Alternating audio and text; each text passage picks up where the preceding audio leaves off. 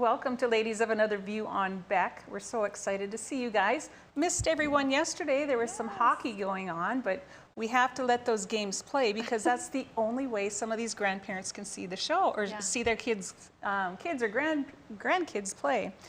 Anyway, exciting weekend. Lots of things happened. But we also want to announce that our winner is going to be announced tomorrow. So the winner of the $1,000 for watching Beck news shows is going to be announced tomorrow. We're excited for that. But one of the top stories over the weekend is the North Dakota flu cases are at 159 deaths for the year. Excuse me, I don't know if that's deaths, that's cases for the year versus 7,000 last year. So 159 cases this year and 7,000 last year. So is that because COVID is being diagnosed, or what is the answer? Okay, so I was talking to a friend about this, and they had an interesting perspective because I guess it's because of COVID. But they said, you know, perhaps it's because we've been social distancing, we've been wearing masks, and perhaps it has helped to prevent some of the spread with the flu. I don't know if that's the case, but I thought, you know what, that's an interesting perspective, one that I hadn't even thought of, because personally, you know, I kind of think there's something to do with COVID this year. I think so too. Well, this is fascinating because when this all started, I went back to my notes and I actually had posted on my Facebook page, and the Bismarck Tribune actually blocked me because of this post. And I was trying to show people a direct link to the CDC that showed, because you know, they had like the deaths at the front of the CDC website, but if you scroll down, there was a highlighted area, and it clearly, and nobody was scrolling down, I don't think, to like read the fine print, okay? Because they always hide it in this fine print. And we're gonna show that in a second. But you could see in the highlighted area that they were actually combining pneumonia with flu deaths. Yeah, maybe we can bring that chart up if you will, please. Yeah, and with this chart, you'll notice with COVID, you can see, this was from April. So they started this very early on. It was a smoke and mirrors type game going on. So you could see there's 11,356 deaths. And then if you look to the combined pneumonia, influenza, and so forth, there's 217 deaths.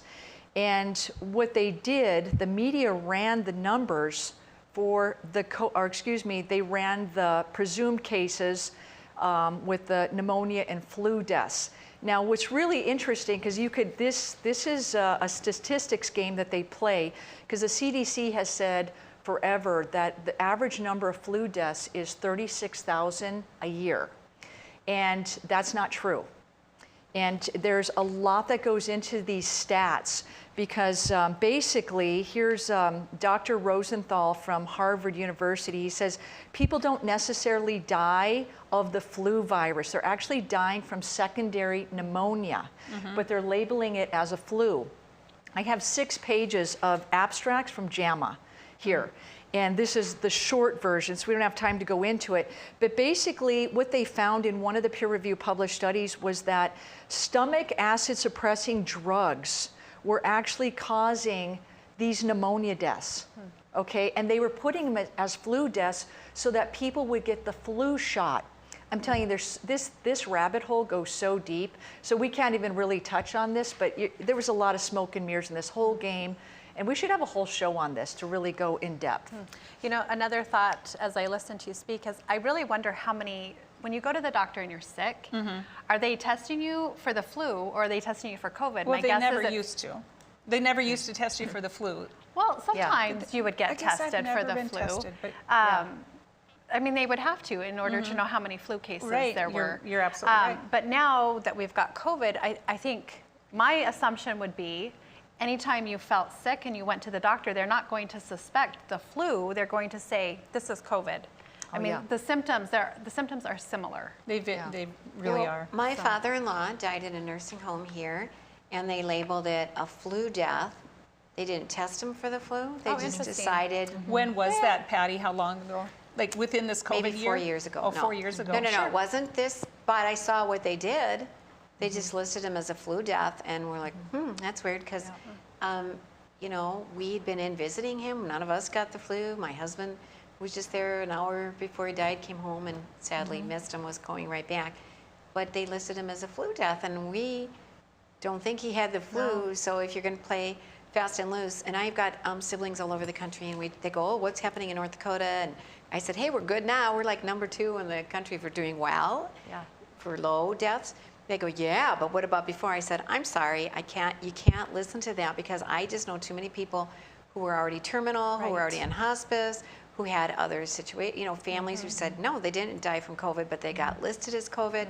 And people don't always listen to me on my family email. It's like, because I don't always agree with everybody. But I had some other family members who have like a niece and different people who said, yeah, actually, there were people that died like at a senior citizen place.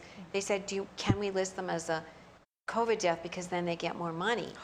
And this is firsthand information that this was happening to them. See, and the crazy part about it is this is taxpayer money. This isn't even government money. They think, oh, the government's going to give everyone more money. That's not government money. It's our money. It's what you and I pay in on taxes. And that's why they're all fighting and clamoring for this federal money.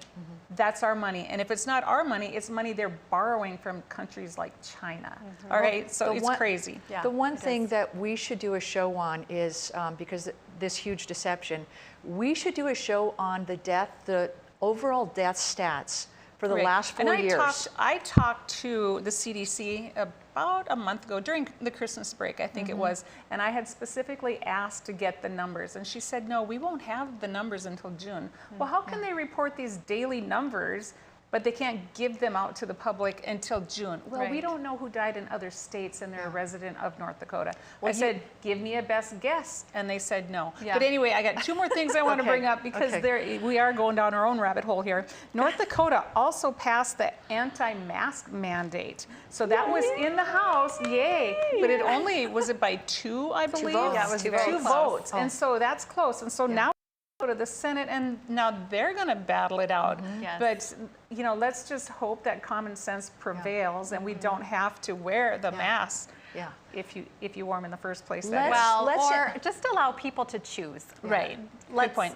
Let's let people have the option to choose. It's not mandated, forced. Everyone gets that freedom. And children don't have to wear one at school. That should be illegal to put a mask on a child. I should also bring up, because we had the mother from Menards on last Friday, and I had supper with a friend of mine from Williston this weekend, and he said Williston said they don't have to have their masks as of 3 weeks ago. I called Menards to see if they would do an interview, and I have to call a different manager higher up. Anyway, so I asked what the difference was between Williston and Bismarck, because they are in the same district. So Williston got rid of it. But one more thing before we go to a break, North Dakota also voted against the assisted side. And so we have things going on up here. You know, we have the transgender bill that was shut down. 85 to 9. I know. That's noteworthy. 85 to 9, they voted it down. Wow. Good job to our legislative representatives. Good job, guys. Thank you so much. Yes, thanks for fighting for the people. Thanks for fighting for the citizens of North Dakota. We appreciate everything that they do. We really do. Thank you for fighting for liberty. And traditional values. Yep. Perfect. And life. And life. Liberty, and the pursuit of happiness. Yes, there you go. Yes. Yay. So we're going to be right back after these messages on Ladies of Another View on Beck.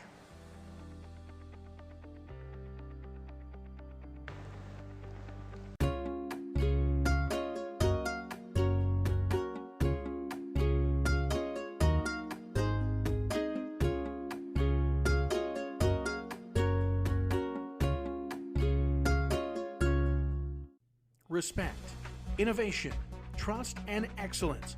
These core values can be seen in every building built by Straightway Construction. In the community for over 15 years, Straightway Construction has become the premier construction company for commercial projects. From dirt to design and framing to finish, Straightway Construction is your #1 choice. You won't have to look far to find a project that has that Straightway touch. Call them today or go online to straightwayconstruction.com and let them make your vision a reality. Did you know the Foundation for Rural Service awards scholarships for rural students? The scholarships range from $2,500 to $7,000. Go to www.frs.org for information and applications.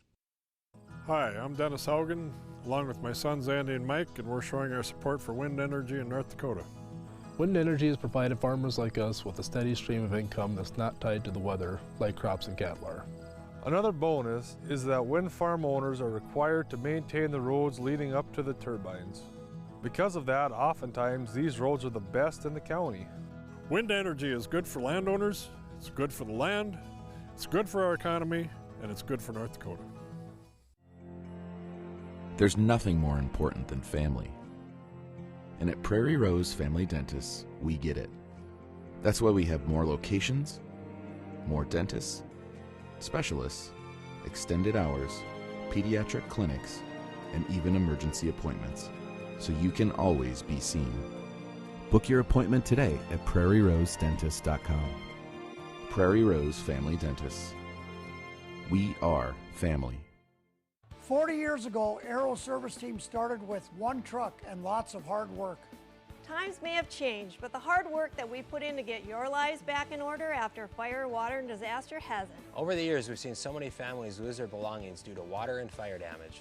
Restoring homes back to the original state has made every hour of hard work well worth it. Thank you for trusting our family with yours. When disaster strikes, you only have to make one call. Aero Service Team does it all. Pub 21, your one stop for fun, drinks, and food.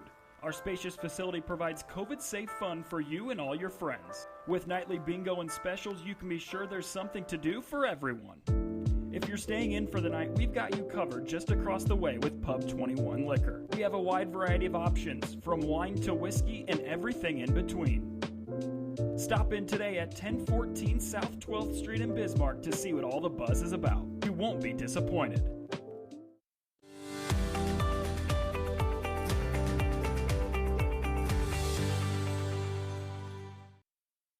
Welcome back to Ladies of Another View on Beck. You know, earlier I forgot to introduce the co-hosts. We have Candy and Renee with us. That's all right. But now, today we have a guest, is Sheila Glaser. We're actually high school classmates. We are. We are. Cool. And so we've known each other for a lifetime. And Sheila's here because we talk a little bit about entrepreneurs and about education, how, you know, the cost of being educated in America now is about $80,000 for 4 years.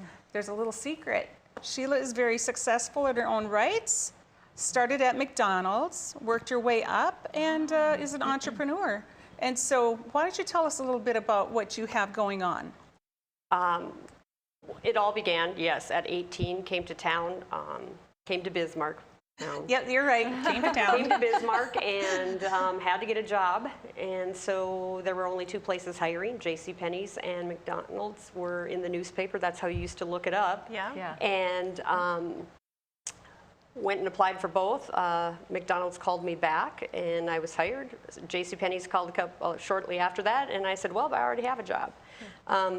Little did I know the stigma that was on fast food at the time.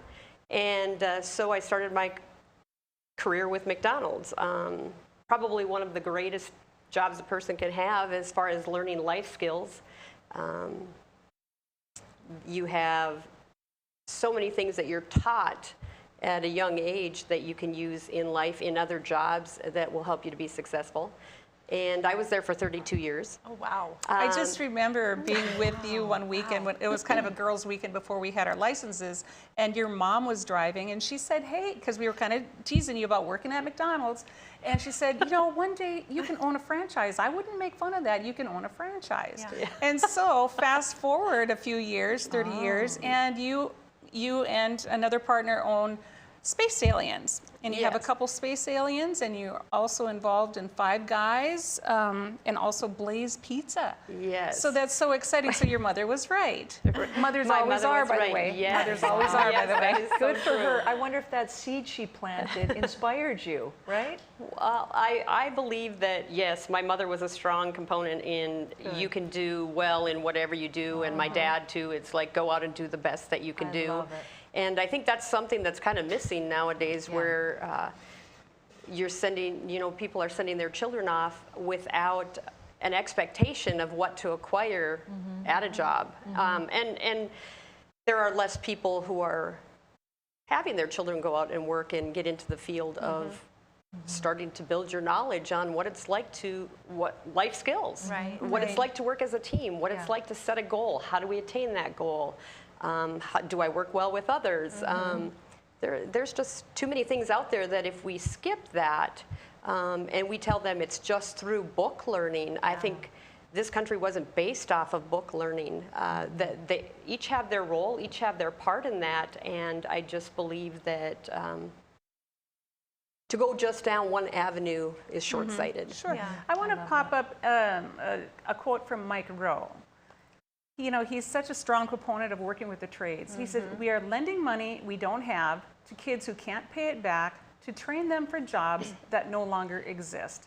That's nuts. Wow. And we've talked about Mike Rowe on the show before, and it's all about people think you need to have a degree. And my parents only had an 8th grade education, and so it was their goal for us to go to college. And that was kind of a goal for the parents of the 70s, et cetera. But now, I think we're on the wrong track. It's all about the banks making money off of the backs of these kids, and they don't know what they want to be. You can go to a trade school. You can be an entrepreneur and start your own franchise or whatever it is. Whether you're into crafting, you know, there are people that have just just the dumbest things. Even those little fidgets, you know. Oh, fidget spinner. Yeah, fidget spinners. Multi-million-dollar company. The new mittens that are going to start being sold, right? Yes, yes. You just never know. You know, I haven't finished college. I have about 60 credits that I've earned, and to be honest, I always felt like a second-class citizen because I did not finish. It has been a huge hang-up for me.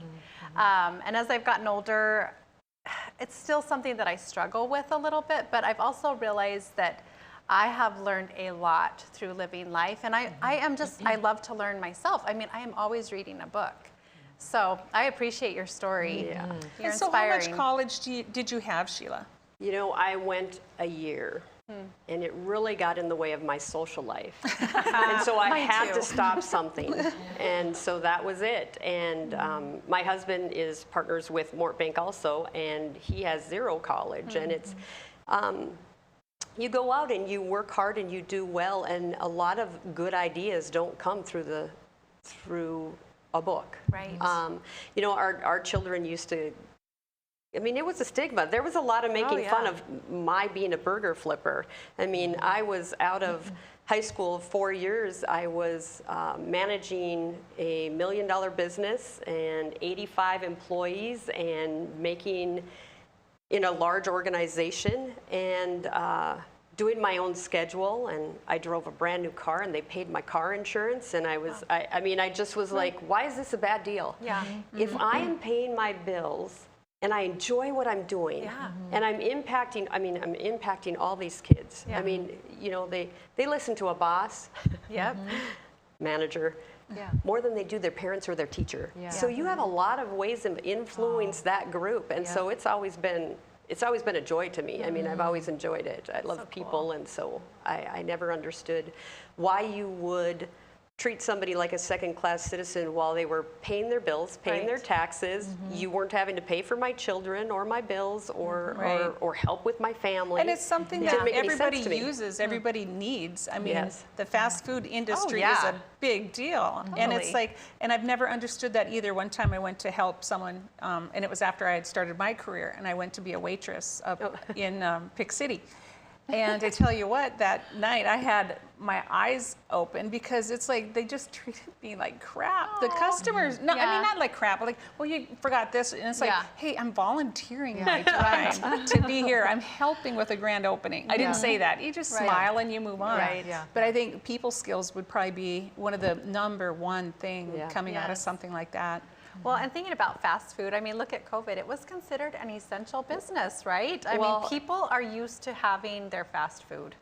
I believe the food industry has always been kind of like played down, you know, looked down upon. And so, yes, it was exciting being an essential and staying through the 6-week mandate and continuing to try to do well as we continue to struggle through some of the after effects of COVID. Yeah, The and so mandates. it's interesting, but again, I believe that you influence so many people in that market, in that industry, in that career, and yeah, it's So you have less than a minute. What would be your biggest piece of advice to anyone? Just say some kids getting ready to graduate high school. What would be your best advice?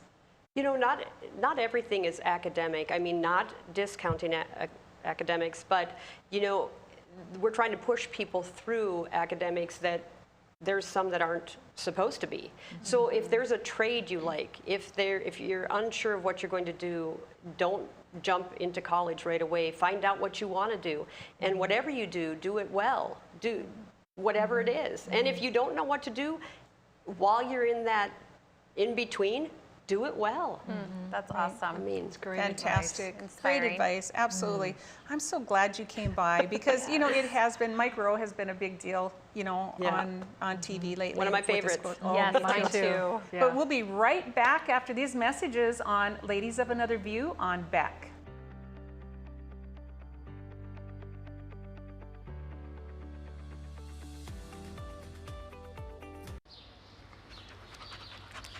Jeez, what a mess. Look at that. There's roof stuff everywhere. It's so embarrassing. Ruins the neighborhood. Come on, humans. Let's get this fixed. Don't let your roof go to the dogs. Call America's Best Contractors for your free estimate.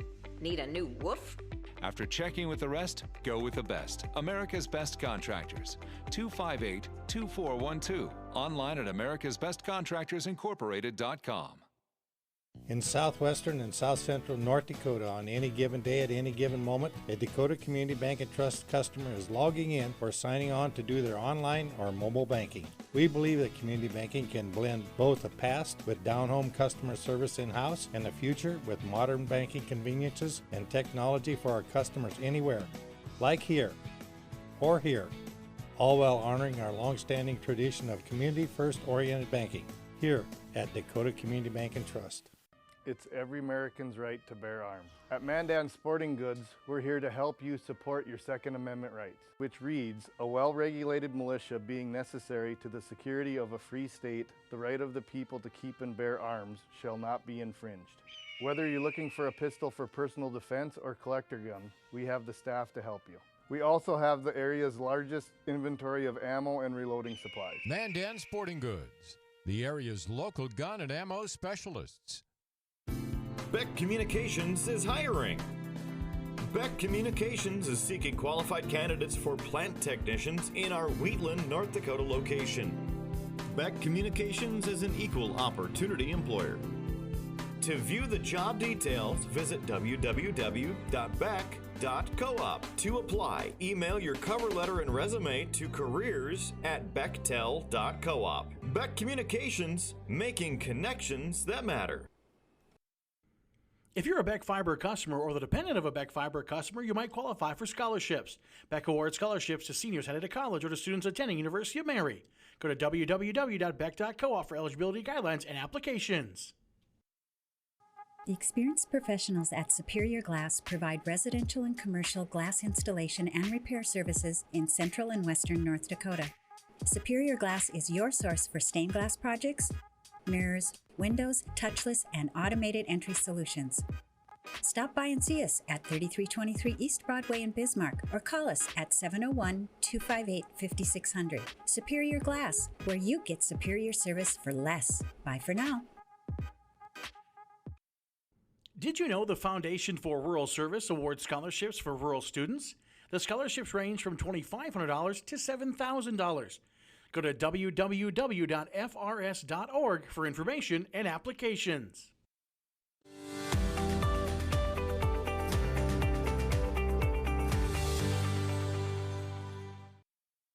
Welcome back to Ladies of Another View on Beck. Wasn't it interesting just to visit with Sheila and to know that you don't have to have that four-year degree? I want to mention that Patty jumped in again. I forgot to introduce everybody at the beginning of the show, but we just hop in and out to give the guests more time to talk. And anyway, it was just nice to have someone that can actually that has lived it, I should say. Anyway, but this next section our segment, we're going to talk a little bit about Coca-Cola. Now they got into, I shouldn't say they got into trouble. I guess the public is the judge and the jury on this one. But they had a segment, or they had a seminar where they had to teach their employees how to be more white.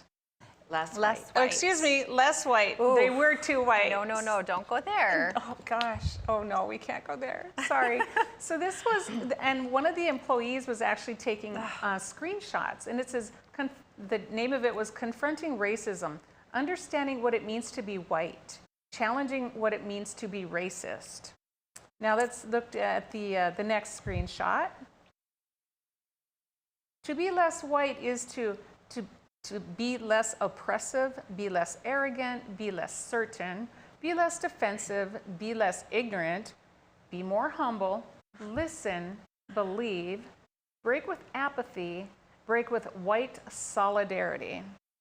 So this is going to be a challenge to discuss, I'm just saying, because we're 4 white women sitting up here, and as we try to make our way through this, it's going to be difficult to be less white. Yeah, I don't know how, But we have feelings too. Hey guys, don't show them. And here's the next one. In the U.S. and other Western nations, white people are socialized to feel that they are inherently superior because they are white. Research shows that by age 3 to 4, children understand that it's better to be white. Now, I take offense to that. I do have too, 4 actually. kids, and I was a kid at one time, and I never ever felt that way. In fact, I always wanted to be a Native American, and I still swear, and I was raised Catholic, and I always told my mom, I know we don't believe in reincarnation, but if there was such a thing, I know I was a Native American in a previous life. And I still feel that way. I really do. And some of my kids feel the same. I mean, they're like, man, I wish I was this nationality or this. I mean, they love the variety. They Absolutely. feel like, I'm just white. If I could say something, I just got this email. I contacted Coca-Cola, and I just got this email. Otherwise, I would have printed this off and got it to Anthony. I did want to see what they were saying about this, just because as a business owner myself, I try to get both sides of the story, and I tell you. So what does it say? This is what they said. And this is from Joanna. She said, "Thank you for reaching out, and below is our key message. Throughout the past few days, you have likely seen inaccurate reporting on the content of our recently launched Diversity, Equity, and Inclusion Training Program. The video in question was not part of our company's curriculum, but was accessible on a third-party platform used for training.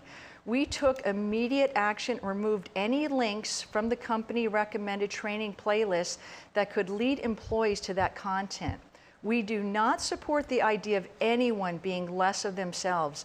As a company that believes diversity and inclusion are our greatest strengths, we simply cannot embrace those values without putting the best of our resources and energy toward engaging our system and fostering hard but meaningful conversations just like these." And they go on to say they in no way endorse this in any way, shape, or form. They're horrified by it. It was a third party. Well, but here's the deal. It was by Robin DeAngelo, Yeah. and she has been known to do this before. She Yeah. does this. And it was through LinkedIn. So let's just call it what it was. It was through LinkedIn. Yeah. But they used Coca-Cola's logo. No. This was in the Coca-Cola training session. But it was a third party. They did not. It was LinkedIn. Yeah, it was LinkedIn. Yeah. LinkedIn is the Right. name of the. I but know. anyway, but for them And they to took it down. Right, and they Yeah. have now because the damage is done. Right. But they did know that that was in the training, and they were going through it, and that's when the employees started taking screenshots of it. You're saying Coca-Cola knew? I'm saying Coca-Cola knew. Well, they're covering themselves now, I'm going to say. But I can tell you that I know an owner of Coca-Cola personally. He owns the company. Was he there though? No, and but he said this is just not part. I mean, he's a very strong Christian family. He said this is not what we believe in at all. I don't think they would, and I don't think every individual within Coca-Cola believes in that. I would 100% say that they don't. Let's just say this is a third party. We have Right, so we they have, brought somebody But they in. approved the training. They Yeah. approved the Well, training. maybe But they you don't didn't always know every single maybe little they didn't know piece. what this person was Right. going to believe in. I mean, they clearly do not believe in this.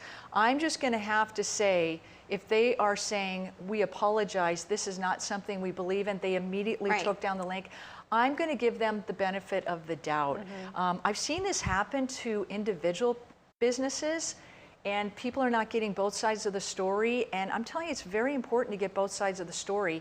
And this is what I've been arguing with. We've had a few of these arguments that people on the right, they will do this. They will. And like, I know the website that you linked to, Newsmax, I have seen them do this. And that's why I've been upset with people on All right, the right. so let's move along, because this is about Coca-Cola and about what they hired a gal that they knew who they were hiring. They know what she is about. Well, they had already looked at the training. And so I guess we don't have the answer right here, but it's not about the right versus the left. Well, yet again. it is because the right is where you got the article from Newsmax. It's So- on Facebook. That's far Yeah. left. Actually, I think the argument, or not even the argument, the thing that we need to be addressing is the fact that there is a direct attack on if you're white. Absolutely. And even if Coca-Cola, they knew or they didn't know, whatever, it doesn't matter. Yeah. The issue is that if you're white, it's bad. Well, we know that, Kendi, but we're saying Coca-Cola knew this. We can't We're figure it attacking out. a company. But wait, we can't figure it out right now because it's so easy in a big company like that you could have somebody that brings in training and you didn't go over every single page, every single What word, if you and that own can this get in. company? This is what I think is interesting is I think I agree with you, Kendi. Let's get back to that issue. But Coca-Cola didn't double down and defend it. Yeah. Whereas what we're seeing when this is happening and we're complaining, they're digging in their heels and saying this is the Starbucks or way other it is. companies, yeah. So maybe that slipped in, and I don't doubt that. I'm just saying, guys, if you're I'm a business owner. If this happened to my business, I'd be horrified. Okay. And you think they're so large, you think they can't make a mistake?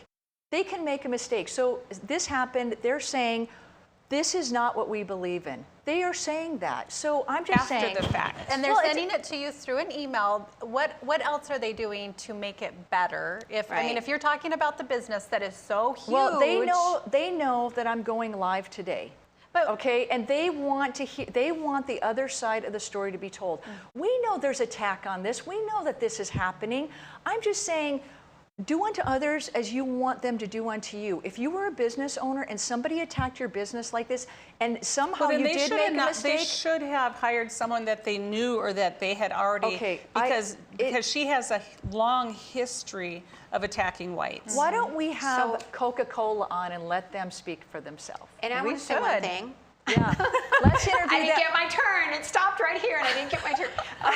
So we were talking about, that not all white people think they're bad. Or our youngest son, because we have two boys from Kenya, our youngest son used to wish he was black because his two big brothers were black and they didn't have to wear sunscreen. And he thought that they were so lucky. Right. He used to say, I wish I was black. And it just, they throw all whites into one bucket that we're all come on, racist. give And us a that's the break. part, and Yes. that's the whole reason for this segment is it's not, they just lump us all into one bucket and we're all racist and we're all privileged. And that is not the case. I certainly wasn't raised privileged. And there's just so much more to life than black, white. Racist. I've been called racist. I have two black sons, plus we took another black family in that calls us mom and dad and grandma and grandpa. Yeah. And I mentioned that to somebody once who called me racist. Guess what they said? What? White tokenism. White tokenism. It's always our fault. But we're going to be right back after these messages on Ladies of Another View on Beck. Howdy folks, it's a Line Cafe. I reckon it's time you're due for a hearty meal. So saddle up for the day with one of our Hey Bossin' breakfast homemade soups. Fill your grill at a salad bar, sink your teeth into our famous Line burger and barbecue ribs. Top it off with spur rattling pie with a calm roll that's sure to put a smile on even the toughest outlaws. Shake the dirt off the boots each night and warm up with the game. Tell them about it, Stacy. I can't wait to see you at the county line. Since opening in Hebron in 1940, Dakota Community Bank and Trust has been your hometown bank. Our mission has been to provide modern banking convenience with old-fashioned hometown service. We've grown with the communities we serve. Through year-round events, countless sponsorships, and nearly 7,000 hours of volunteering each year. Learn more about our 80-year history at dakotacommunitybank.com. Respect, innovation, trust, and excellence. These core values can be seen in every building built by Straightway Construction. In the community for over 15 years, Straightway Construction has become the premier construction company for commercial projects. From dirt to design and framing to finish, Straightway Construction is your #1 choice. You won't have to look far to find a project that has that Straightway touch. Call them today or go online to straightwayconstruction.com and let them make your vision a reality. Jeez, what a mess. Look at that. There's roof stuff everywhere. It's so embarrassing. Ruins the neighborhood. Come on, humans. Let's get this fixed.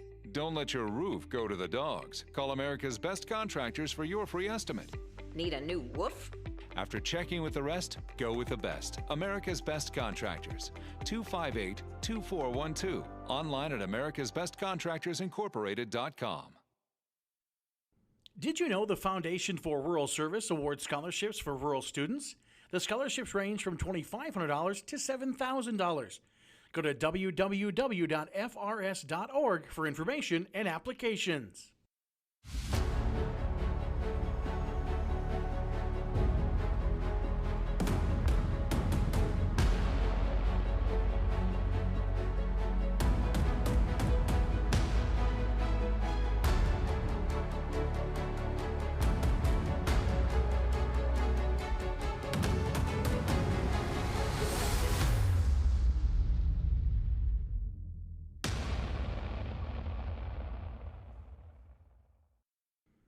If you're a Beck Fiber customer or the dependent of a Beck Fiber customer, you might qualify for scholarships. Beck awards scholarships to seniors headed to college or to students attending University of Mary. Go to www.beck.coop for eligibility guidelines and applications.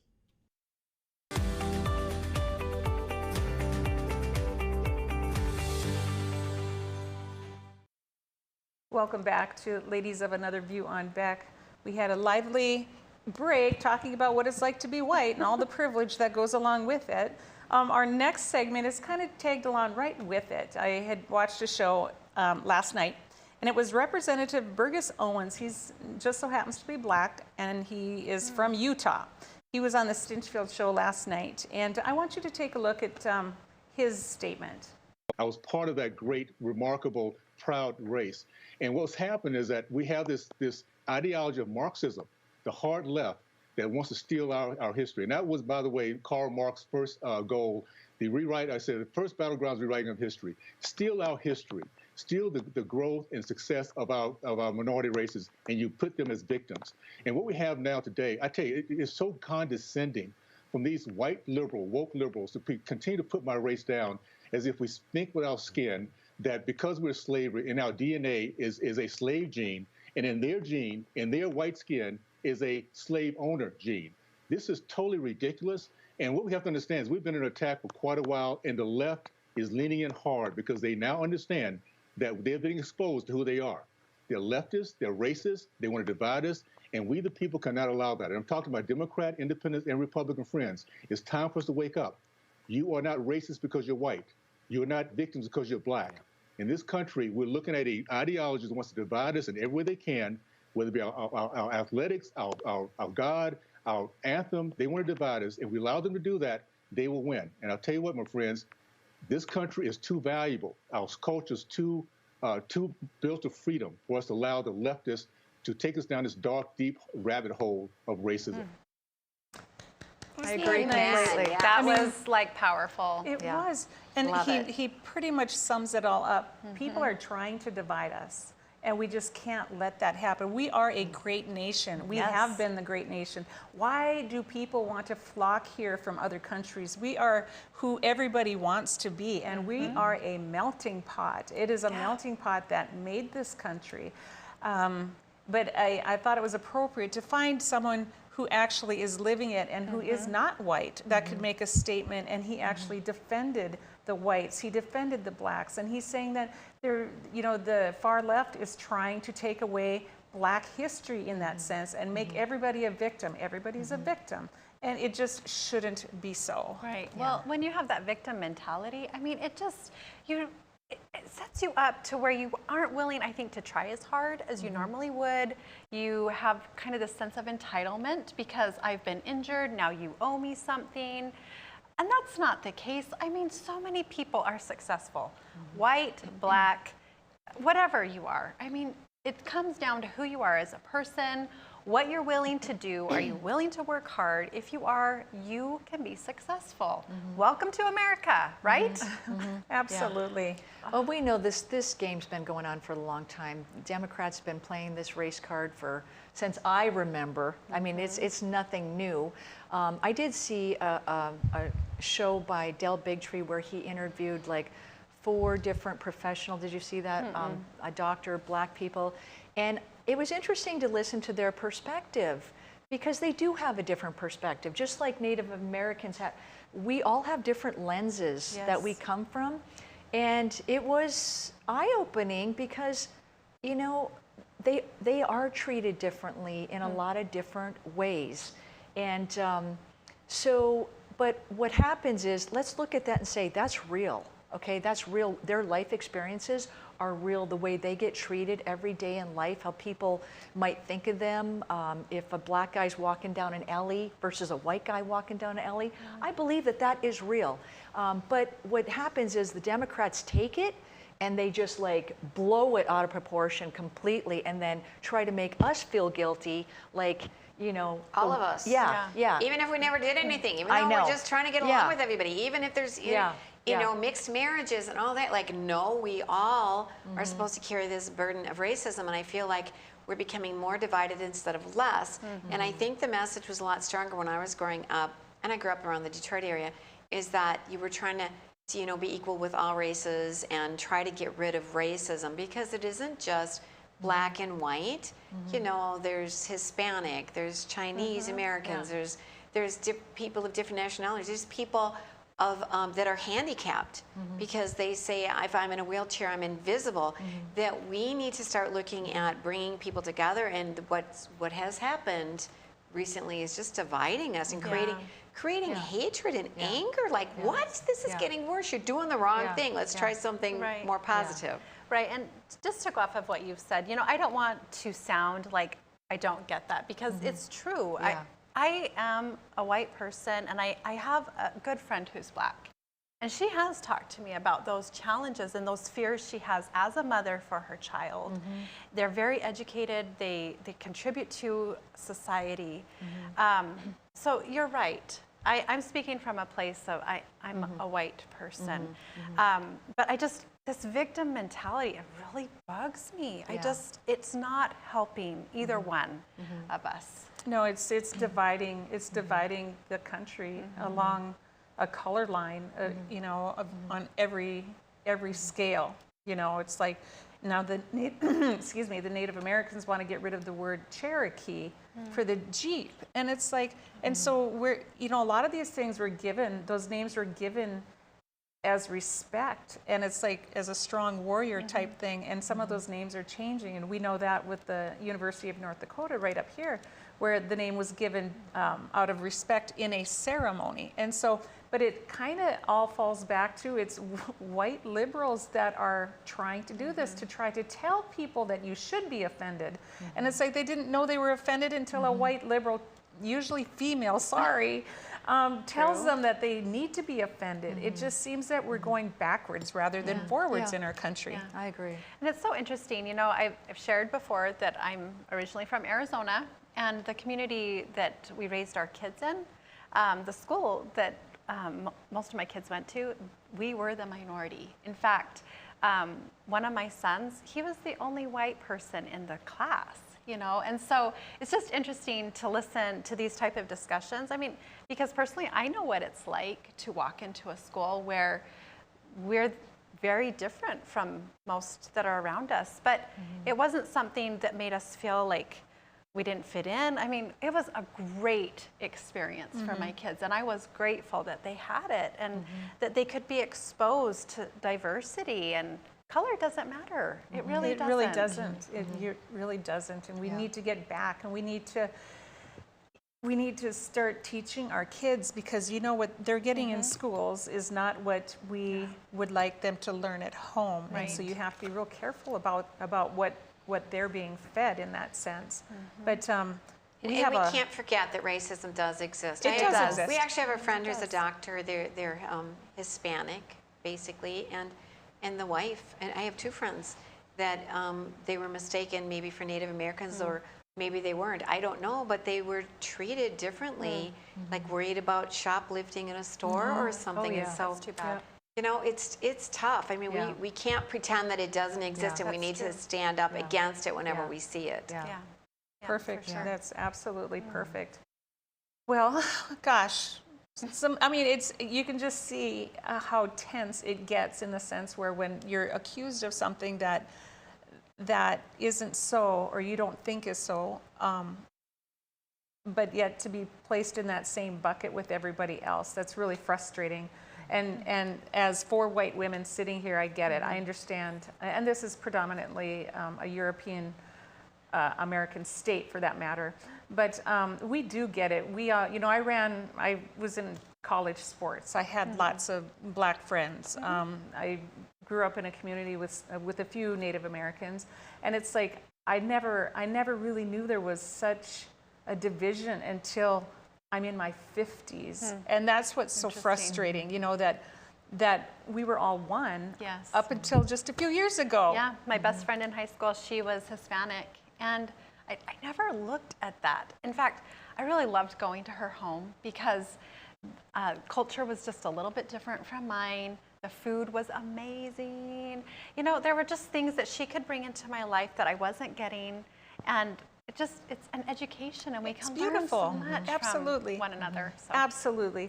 Well, we're going to be back after these messages on Beck. We have a lot more to talk about, so we'll be right back after these messages.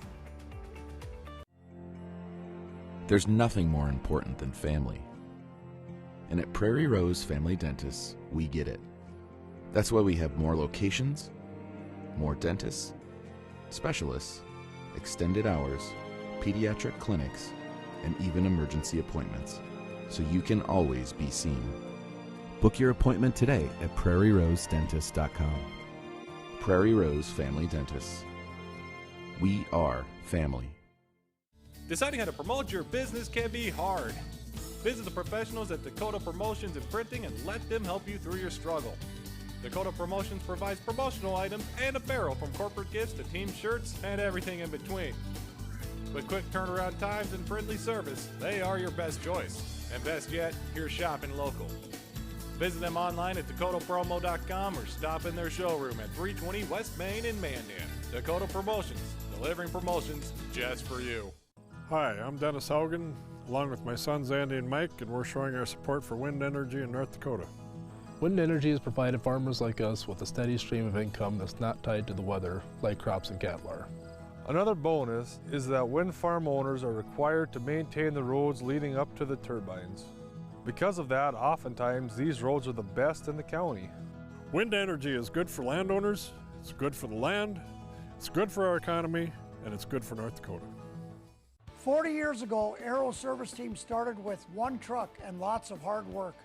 Times may have changed, but the hard work that we put in to get your lives back in order after fire, water, and disaster hasn't. Over the years, we've seen so many families lose their belongings due to water and fire damage. Restoring homes back to the original state has made every hour of hard work well worth it. Thank you for trusting our family with yours. When disaster strikes, you only have to make one call. Aero Service Team does it all. It's every American's right to bear arms. At Mandan Sporting Goods, we're here to help you support your Second Amendment rights, which reads, a well-regulated militia being necessary to the security of a free state, the right of the people to keep and bear arms shall not be infringed. Whether you're looking for a pistol for personal defense or collector gun, we have the staff to help you. We also have the area's largest inventory of ammo and reloading supplies. Mandan Sporting Goods, the area's local gun and ammo specialists. Now is the best time to plan for your 2021 farm equipment needs. North Dakota-based Summers Manufacturing is currently offering early order savings. Take advantage of big savings on North America's broadest tillage line, including the Super Kohler Samurai and the innovative VRT Renegade, as well as the best built, best backed land rollers in the industry. Talk to your Summers dealer today or go to summersmfg.com to learn more about early order savings available on all Summers equipment.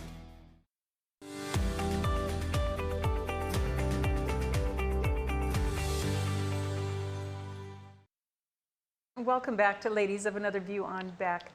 Well, that was some lively discussion today. Yeah, but it was fun. The Lots last of it. segment, we always like to use or leave you with our lighter side. And so with having Sheila here earlier about, and we talk a lot about education and the cost of education and that type of thing, I just thought, what would it be like to talk about what we wanted to be when we were younger? So go ahead, Kendi. So I've been thinking about this a little bit. I was a huge tomboy, huge tomboy as a girl. In fact, I lived on a farm and mostly running around with cousins that were boys. And they, in the summertime, could take their shirts off. And I wanted to do the same. And I was like, why can't I do this? My grandma was like, you don't do that. But anyway, I really wanted to do something that was more in line with being on the masculine side, not the feminine side. And so, to be honest, I don't even know what that would have been back then. Well, probably now they was would have driving a tractor. Now they probably would convince you to have a sex change. No, you know what I'm saying? That was not, well, maybe, but that wasn't me. I mean, I had huge crushes on boys. I didn't have problems with that, but I really love being outside and getting dirty. You know, it was just that type of thing. I didn't want to be stuck wearing, look at me, I'm in a dress today. So anyway, I wanted to do something that was more outside and probably driving a tractor. Awesome. So Interesting. High aspirations for me. Well, I was like half tomboy, and but then I was thinking about this. It was like, I remember playing house. Like, I was obsessed with playing house and Barbies, and just like I had this, I'm a huge romantic. I love romance. I love romantic movies, and I live in this fantasy world of love and Jane romance. Eyre. Yeah, Oh, I Jane love Eyre. Jane Eyre. That's why I love Jane Eyre and all the old period type movies. And I just wanted to like be a mom and a housewife, and like, you know, my husband comes home from work, hi honey, you know.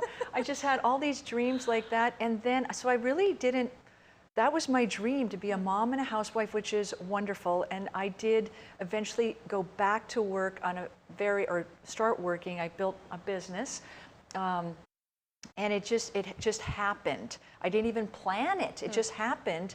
And it ended up being nutrition and health. And like the lady today, earned a six-figure income. I still get paid from that job today. Retired in my 40s. Wow. And did you go to college? No, and I just had I had been diagnosed with a very life-threatening digestive issue in my 20s, and that was kind of the tipping point, because I had aunts and uncles, or nephews and aunts, that had this same health issue. So there was only one way to treat it medically, and that was the tipping point that got me to start studying nutrition on my own. And because I literally, the body heals itself, I didn't heal myself, but I did some things and completely reversed it.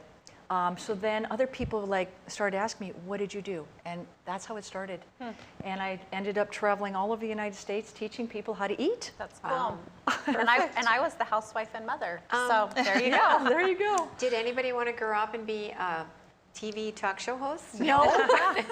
No. We never thought of it. No. I was a tomboy too, but I get it. Like I could climb trees, and I wanted to do boy stuff. But then I loved my baby dolls, and I wanted to have a dozen kids. Some days I wanted to be a nun. We had these beautiful Irish nuns at our school.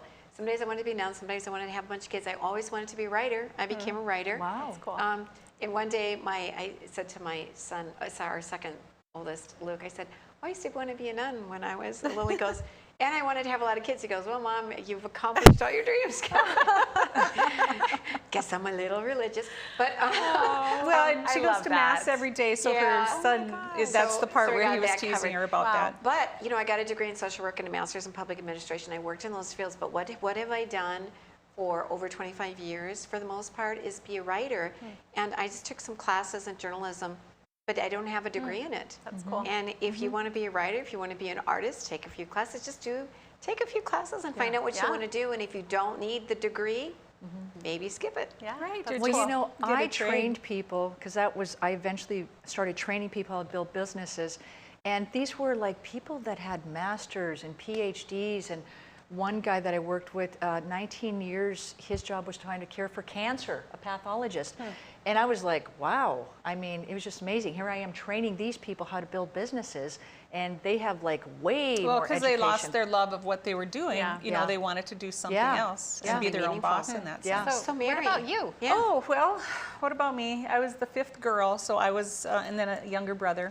And we did everything together. So I was that tomboy, and I didn't wear a shirt till I was 8. Someone came out to the ranch. We're soul and sisters. Like, I took my shirt off, and he goes, Mary, what are you doing? It's like, well, it's hot out. Yeah. And it's like, so that's how I grew up. But I, too, wanted to be a mom. And again, my parents only had an 8th grade education, so I really thought I could be a mom, a teacher, or a nurse. And it's like, or a secretary. And so I went to school not knowing what I wanted to be, and got a business administration, a double major in business administration, and became an insurance adjuster for 19 years, and then had the family, and then I was the mom. So I've kind of done it all. So did you not need a degree to be an insurance insurance? Yes, they just, any 4-year degree. So it basically just tells you that you can start something and complete it. It didn't matter what your degree was in. But so that's, and now I'm here. So full circle. But anyway, we are so glad that you guys joined us today, and we're going to try to talk about some more North Dakota legislative issues. A lot of stuff going on at the Capitol. Weather. Yes, talk about the and the weather weather. It's 80 degrees warmer than it was a week ago. Anyway, we will be right back. Excuse me, we will see you tomorrow. The show is over. Thank you for joining us on Ladies of Another View on Beck.